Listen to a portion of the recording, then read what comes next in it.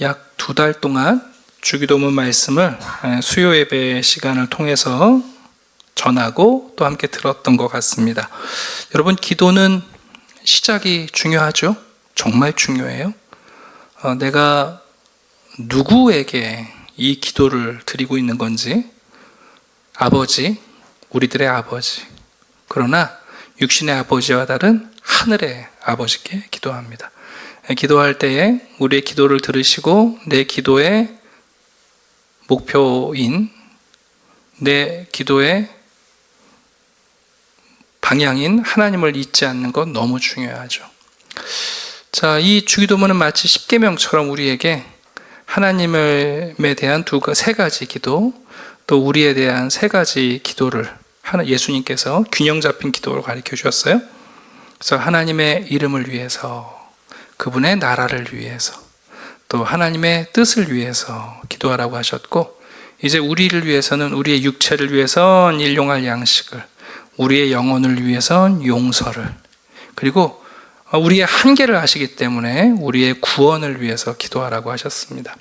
자, 기도를 마치고 이제 시작도 좋았고 내용도 괜찮았으니까 그게 아니라 기도를 마치는 끝마침도 매우 중요하죠. 오늘 본문 13절을 보시게 되면 가로로 묶여 있는데요. 개역 성경에서는 대개, 나라와 권세와 영광 이렇게 되어 있고, 개역 개정판은 대개를 뺐어요. 영덕의 대개가 비싸져서 그런 건 아니에요. 네. 요즘 젊은이들은 대개 그러면 영덕 대개밖에 몰라요. 네, 그런데 사실 60대 되신 분들도 대개가 무슨 뜻인지 대개 몰라요. 여기 지금 말하는 앞에 대개와 뒤에 대개가 다른 거 아시죠? 네. 그래서 오늘은 왜 이 내용은 가로로 묶여 있을까? 그죠? 네, 거기에 대한 설명을 잠깐 드리고, 그 다음에 개역 성경에 있었던 대개라는 것을 그냥 생략해도 되는 건가? 아니면 넣어야 되는 건가? 거기에 대해서도 잠깐 말씀드리고, 그 다음에 이제 기도의 마지막에는 영광과 권세, 나라와 권세와 영광이 있잖아요. 근데 여기 보면 나라와 권세는 중언법이에요. 그리고 영광이 따로 있는데, 어쨌든 이 나라, 영광, 그리고 권세가 뭔가 잠깐 언급해 드리려고 해요. 이미 우리 한번 해봤어요. 여기 나오는 나라와 앞에 있는 나라가 좀 다르다고 말씀드렸죠. 네. 자, 그러면 이제 오늘 본문 주기도문의 송영이라고 할 수 있어요. 여기 나라와 권세와 영광이 아버지께 영원히 있사옵니다 라는 이 송영은 주기도문에서만 할 게 아니라, 사실은 우리가 개인 기도를 할 때도 내 기도가 마치고 나면, 하나님, 제가 드린 이 기도, 제가 왜 이렇게 기도를 드리냐 하면 하나님의 나라, 하나님의 권세, 하나님의 영광이 오직 하나님에게만 속해 있기 때문에 제가 이렇게 기도합니다 하고, 사실은 우리의 개인 기도의 마지막도 이 송영으로 마치는 것이 아주 좋습니다. 자, 먼저 첫 번째, 여러분, 왜 이 부분을 괄호로 묶여놨을까요? 성경책을 잠깐 보시면 괄호 앞에 반가로 6번 그렇게 되어 있죠. 그리고 성경책 제일 마지막 난 외 줄을 보시면 뭐라고 되어 있어요? 고대 사본에 이 괄호 내 구절이 없음 이렇게 되어 있어요. 근데 이렇게만 적혀 있으니까 그러면 옛날 사본에는 없었으면, 그러면 늦게 있던 사본에 들어갔으면 빼야 되는 거 아니야? 그죠?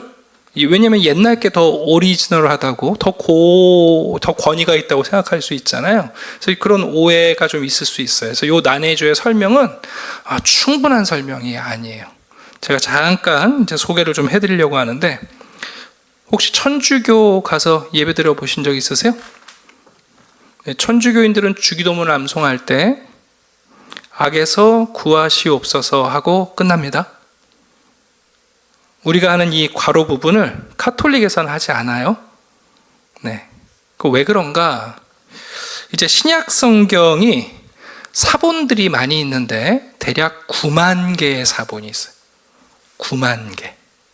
근데 그 사본 중에는 신약 성경 전체가 있는 것도 있고, 이제 부분적으로 있는 것들도 있어요. 어쨌든 사본이 한 9만 개가 돼요. 그럼 여러분 생각할 때 그 9만 개의 사본들 가운데 가장 권위가 있는 사본들로 인정받는 것들이 있는데 그 두 개예요. 첫 번째는 이제 4세기에 나온 건데 그 시내산에서 발견된 시나이 사본이라고 불리는 게 하나 있어요. 또 하나는 바티칸 사본이라고 불리는 게 있어요. 이 바티칸 사본에서 카톨릭이 쓰는 벌게이트 성경이 번역이 됐어요. 이제 우리나라는 공동 번역 성서를 천주교에서 쓰기 때문에 놀랍게 우리 카톨릭은 공동 번역을 성서를 번역할 때 우리 개신교학자들하고 같이 번역을 했어요. 좀 약간 예외가 있긴 합니다만 보통은 이 4세기의 두 개의 사본을 가장 권위 있다고 봐요. 근데 이 두 개의 사본에는 이 괄호 부분이 없어요. 지금 그 얘기예요. 그러니까 고대 사본에 없다라는 그 뜻은 9만 개의 사본 가운데 일반적으로 가장 권위 있다고 여겨지는 시나이 사본과 바티칸 사본에 안 들어있어요. 이 부분은. 그러면 아예 없는 거냐? 그건 아니고 이제 5세기에서 발견되는 필사본들에는 대부분 이 내용이 담겨 있습니다. 그러니까 이제 학자들 사이에는 그럼 이게 없던 게 이 5세기 사본에 들어있는 건가? 그렇게 오해하기 쉬운데 그러나 꼭 그렇진 않아요. 이 시나이하고 바티칸 말고 시리아 사본이라든가 또 다른 쪽 사본들에는 이 성령이 담겨 있는 사본들이 또 있단 말이에요. 더 중요한 게 있어요. 제가 아까 두 개의 권위 있는 사본이 4세기 거라고 그랬잖아요. 400년대, 300년대 사본인데 어거스틴이 주기도문에 대한 설교를 한 내용을 보면 어거스틴도 이 가로 부분을 얘기하지 않아요. 근데 참 재밌는 건 어거스틴의 스승이라고 할 수 있는 크리소스토미라는 설교자가 있는데 그분의 설교를 보면 이 괄호 부분을 언급하고 있어요. 그럼 그 얘기는 뭐냐면 교회 안에서 4세기 사본에는 없지만 이미 교회 안에서는 주기도문을 가리킬 때 이 괄호의 내용을 포함했다는 것을 우리가 알게 됩니다. 더 중요한 게 있습니다. 초대교회 때 처음 교회에 온 초신자들에게 신앙교육을 가리켰던 1세기에 디다케라는 신앙 모범집이 있어요. 아주 얇아요. 저도 이제 한 권 갖고 있는데 굉장히 얇습니다. 근데 거기는 주기도문이 나오는데 그 디다케 안에 있는 주기도문에는 요 괄호 부분이 담겨 있습니다. 그래서 디다케에선 하루에 3번 주기도문으로 기도해라. 아침에 1번, 점심에 1번, 저녁에 1번. 그러면서 이 주기도문을 가리킬 때 괄호의 내용이 담겨 있습니다. 이제 가장 중요한 것, 히폴리투스라는 이제 속사도에 해당되는 분이 있어요. 12제자, 사도. 그 다음에 그분들의 제자. 이렇게 쭉 교부들 쭉 내려오는데 이 히폴리투스라는 분이 쓴 사도전승이라는 책에 보면 거기에 주기도문이 언급되는데 거기에도 마찬가지로 이 괄호 부분이 담겨 있습니다. 그러니까 우리의 입장은 그래요. 적어도 이 괄호의 내용이 성경에 예수님께서 제자들에게 가르쳐 주신 기도 안에 담겨 있을 것으로 우리는 받아들입니다. 제가 한번 전에 소개해드렸죠? 주기도문을 교회에 처음 오면 가르쳤다고요? 안 가르쳤다고요? 안 가르쳤다고요.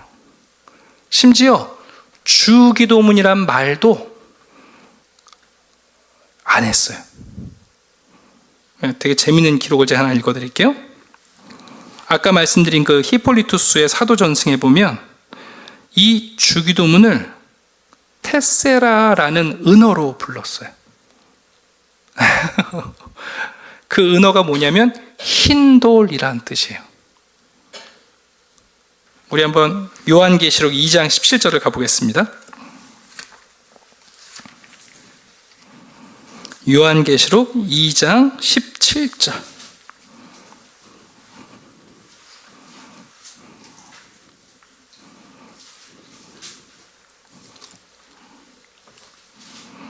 신약성경 401면입니다. 우리 한번 같이 읽어볼까요? 시작.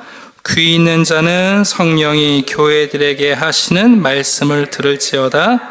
이기는 그에게는 내가 감추었던 만나를 주고 또 흰 돌을 줄 터인데 그 돌 위에 새 이름을 기록한 것이 있나니 받는 자 밖에는 그 이름을 알 사람이 없느니라. 여기 지금 흰 돌이 나오잖아요.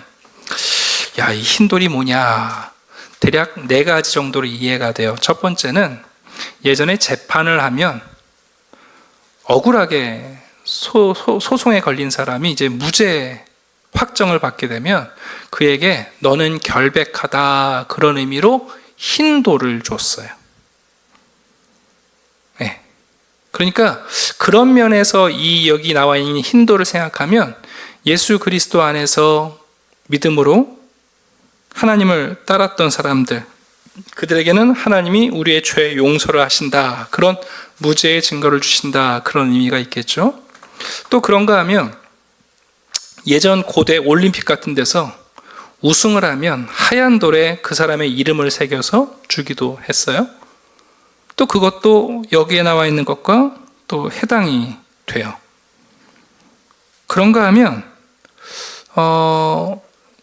이제 이 흰 돌을, 요한계시록에 나와 있는 이 흰 돌이 어떤 의미인지 우리가 명확히 알기는 어렵지만 히브리투스에 의하면 주기도문이란, 주님이 가르쳐 주신 기도라는 말을 함부로 쓰지 않고 네가 이제 교회에 처음 왔는데 장차 세례를 받고 나면 교회에서 너에게 흰 돌을 가르쳐 줄 거다, 이렇게 얘기를 한 거예요. 주기도문, 주님이 가르쳐 주신 기도라는 말도 아예 안 하고 굉장히 비밀스럽게. 그래서 제일 먼저 십계명 가리키고 사도신경 가리키고 나서 세례를 준 다음에라야 성찬식 참여하게 하고 그리스도의 몸을 받은 다음에라야 주기도문을 가리켰어요. 얼만큼 여러분이 이 주기도문이라는 게 생생한 관계성이 있는지를 알았던 거죠. 그래서 함부로 이제 교회에서 이제 막 초신자들은, 여러분 잘 모르는 사람, 그들 앞에서는 예수님이 가르쳐 주신 기도가 아니라 너 하루에 3번 흰돌 했어? 이렇게 얘기하는 거예요. 이해가시죠? 그럼 여러분 초신자들은 저 흰돌이 뭔데 나는 안 주나, 그랬을 수 있는 거죠. 은어로 썼어요. 그만큼 이 주기도문이라는 것에 대해서 의미를 뒀던 거죠. 그러니까 다시 돌아와서 그랬기 때문에 아마도 성경의 사본이라든가 또 때로는 어거스틴이라든가 또 어떤 교부들은 주기도문을 가리킬 때에 뒤에 있는 내용들을 생략하기도 했을 것이다, 우리가 추측을 해요. 근데 중요한 게 있어요. 이게 사본에 있냐 없냐가 중요한 게 아니라 유대인들의 기도 전통에서는 항상 기도를 하고 나면 이와 유사한 문장을 마지막에 붙였어요. 그러니까 예수님도 유대인이셨고 예수님도 유대의 기도의 문화적 배경을 가지셨기 때문에 기도를 하시고 마지막에 이 내용을 하셨을 것으로 우리가 추측을 할 수 있죠. 더군다나 이 나라와 권세와 영광이 아버지께 영원히 있사옵니다 라는 이 문장은 신약 성경에 처음 등장하는 것이 아니라 역대상 29장 10절에서 13절을 보면 다윗이 비록 본인이 성전을 건축하지 못했지만 모든 준비를 해놔요. 솔직히 말하면 솔로몬은 아버지가 모아놓은 것 갖고 건축한 것밖에 없어요. 건축 준비는 다윗이 다 해놨어요. 돈도 모아놨죠. 저 히람한테 미리 얘기해서 목재 다 준비해놨죠. 일꾼들 협력 조항 다 만들어놨죠. 그러니까 다윗이 자기 손으로만 성전을 못 지었지, 그가 성전 건축에 대한 모든 준비를 마치고 나서 다윗이 한 기도 가운데 바로 우리 주기도문의 이 마지막 송령이 그대로 담겨 있어요.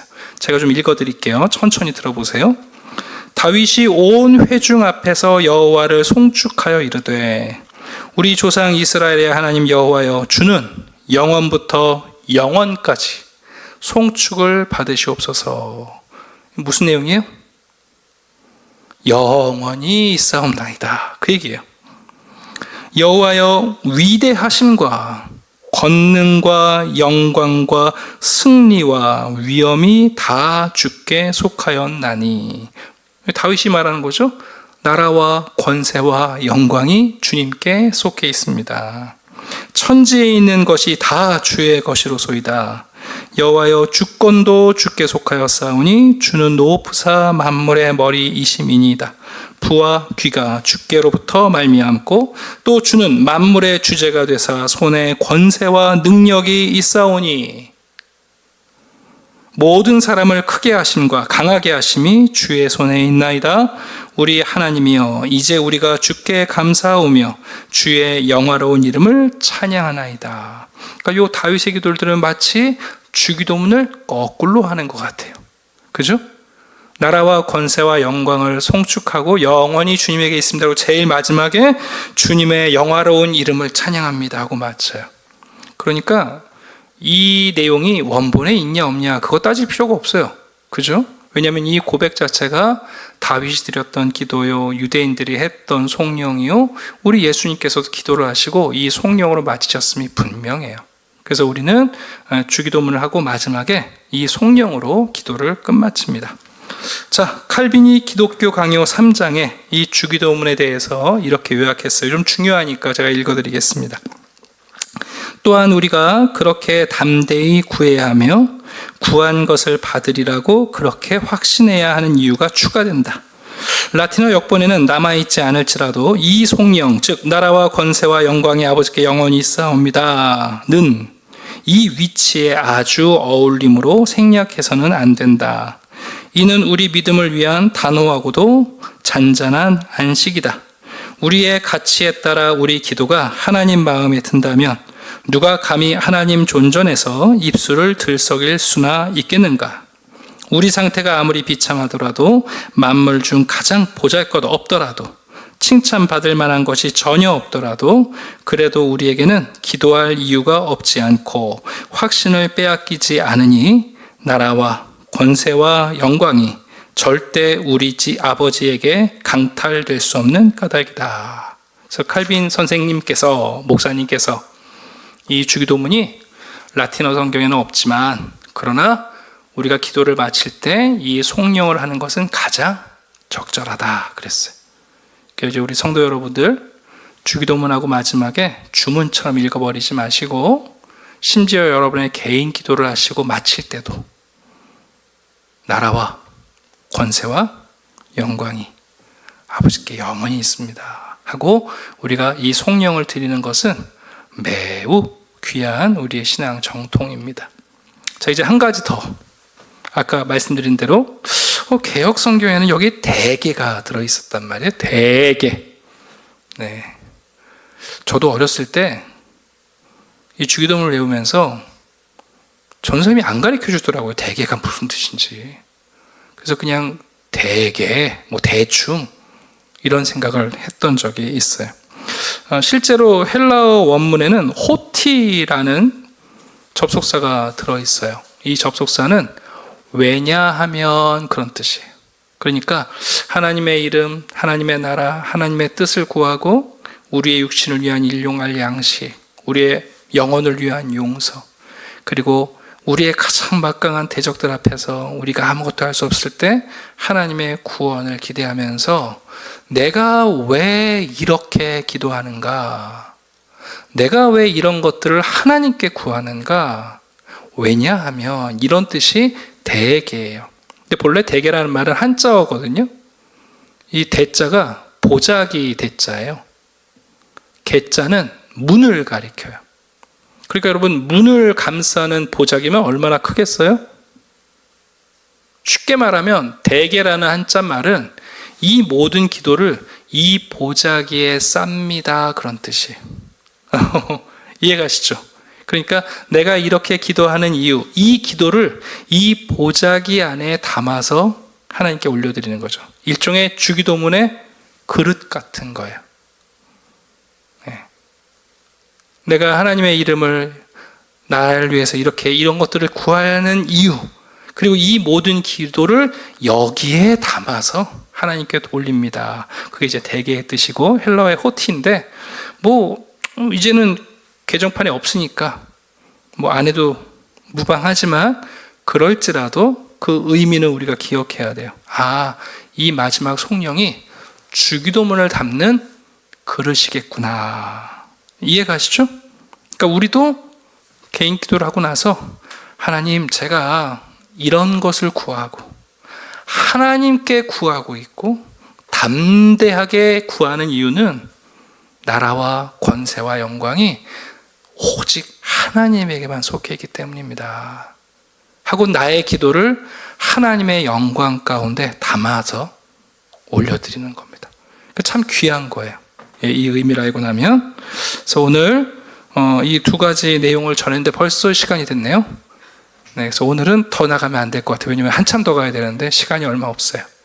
왜냐하면 이제 나라에 대한 것, 권세에 대한 것, 영광에 대한 것, 그리고 마지막으로 이 주기도문을 우리에게 적용할 때 세 가지 주의사항을 제가 전해드릴 텐데 그건 다음 주에 하겠습니다. 다음 주가 오겠죠? 뭐 안 오면 어쩔 수 없고. 네. 자, 오늘 뭐 우리에게 너무 익숙하지만 가끔은 이렇게 낯설게 보는 게 우리에게 참 도움이 돼요. 그래서 실제로 천주교인들 만나면 우리 주기도문 같으니까 합시다 그러는데 먼저 끝나버려요. 이거 왜 그러지? 왜 그런가? 그들은 이제 바티칸 사본에 근거해서 원래 주기도문 없었을 거라고 그러지만 우리가 지금 살펴봤어요. 아니다. 4세기 바티칸 사본 이전에 디다케 교부들의 글, 크리스토툼의 글을 보면 주기도문을 하고 다 했다. 심지어 왜 이런 일이 발생했는가? 초대교회는 주기도문을 함부로 가리키지 않았기 때문에 흰돌이라는 별명이 있을 만큼 그래서 매우 신중하게 사용했다는 것을 알게 되고요. 더 나아가 이 송령은 다윗에게 기인한 거예요. 네, 우리가 좀 전에 살펴봤잖아요. 역대상에. 그리고 유대인들 역시 모든 기초를 마치면 이 송령을 드렸어요. 그래서 이제 앞으로 주기도문 하실 때 여러분 이 마지막도 의미 있게 하나님 앞에서 찬양하시고 그러니까 모든 기도가 찬양으로 끝나잖아요. 이 송령이 중요한 이유 중에 하나는 뭐냐면 우리가 너무 열심히 기도하다 보면 또 우리 기도의 대상을 잃어버려요. 내 기도를 들으시는 하나님이 어떤 분이 또 놓쳐버려요. 또 내가 워낙 목적적으로 기도하다 보니까 내 기도에 내가 매몰될 때가 있어요. 그러면 이 마지막 끝맺음이 우리의 기도를 제자리로 돌려놓는 거예요. 0점 조정. 아, 그렇지. 내가 왜 하나님께 기도하는가? 주권이 하나님께 있고 능력이 하나님께 있고 모든 것을 바꾸실 수 있는 일이 하나님의 권세이기 때문에 그래서 내가 하나님께 기도하는 거지 하고는 우리에게 우리가 간구했던 기도를 찬양으로 마칠 수 있게 도와주는 송령입니다. 그래서 여러분 개인 기도에도 잘 사용하시게 되기를 기대합니다. 기도드리겠습니다. 아버지 하나님 감사합니다. 어린아이처럼 아이처럼 무지몽매한 저희들 하나님을 아버지라 부르지만 하나님께 어떤 자세로 어떤 기도를 드리며 하나님을 어떻게 믿고 신뢰해야 할지도 늘 흔들리는 저희들을 위해 예수님께서 주님이 기뻐 받으시는 기도의 모범을 보여주셨습니다. 이 기도가 우리 주님의 삶이며 또 주님이 우리에게 가르쳐 주신 생명의 간구인 것을 압니다. 기도를 마치고 우리가 간구로 끝나는 것이 아니라 청구서로 끝나는 것이 아니라 하나님을 겁박하는 것이 아니라 오히려 이 송령을 통하여 우리의 모든 기도를 이 송령의 그릇에 담아 하나님께 드리는 찬양이 되게 해 주시옵소서. 우리가 무엇을 구하든 얼마나 오랫동안 구하든 나라와 권세와 영광이 영원히 하나님께 속해 있기에 우리는 그 나라를 꿈꾸고 하나님의 능력이 나타나기를 바라며 하나님의 말씀 가운데 죽고 살아나는 권세가 우리 가운데 이루어질 것을 믿습니다. 오늘도 예배하며 기도하며 주님을 향하는 성도들에게 우리의 삶의 마지막에 이 송령이 불려질 수 있도록 우리를 지키시고 인도해 주시옵소서. 감사드리며 예수 그리스도의 이름으로 기도드립니다. 아멘.